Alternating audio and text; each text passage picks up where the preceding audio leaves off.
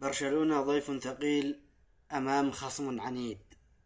هل يستطيع برشلونة سحق انتر ميلان في أرضه وأمام جماهيره، أم أن الانتر له رأي آخر ويستطيع إقصاء برشلونة من بطولة دوري أبطال أوروبا؟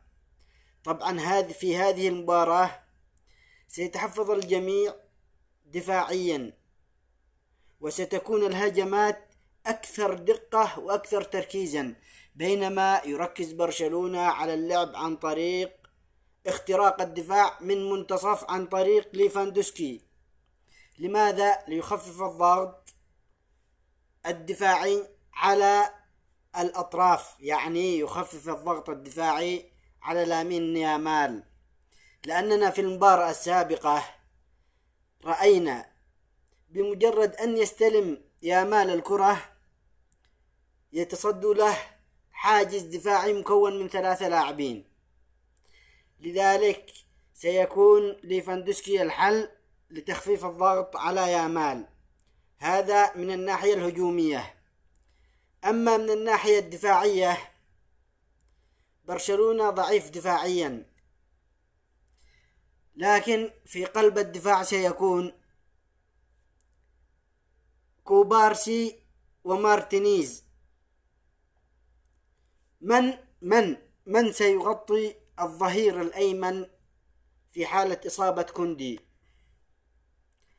أراوخو لا يستطيع الهجوم، وليس لديه نزعة هجومية، وليس قوي في الهجوم، ولا يستطيع التفاهم مع يامال أبدا.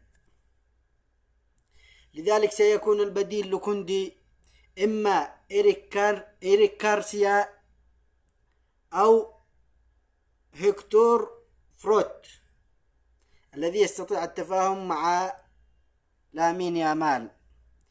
طبعا هذه المباراة مباراة قوية، وليس فيها، أنا أتوقع أنه ليس فيها أهداف كثير.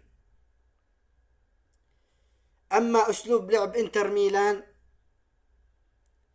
لو كان عند مدرب برشلونة حنكة وحكمة قوية يستطيع اكتشاف ذلك.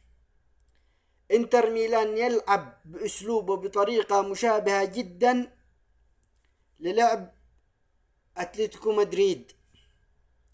لذلك إذا المدرب تعامل مع هذه المباراة بنفس التعامل في مباراة الإياب بدوري كأس ملك آسيا، سيستطيع ملك أسبانيا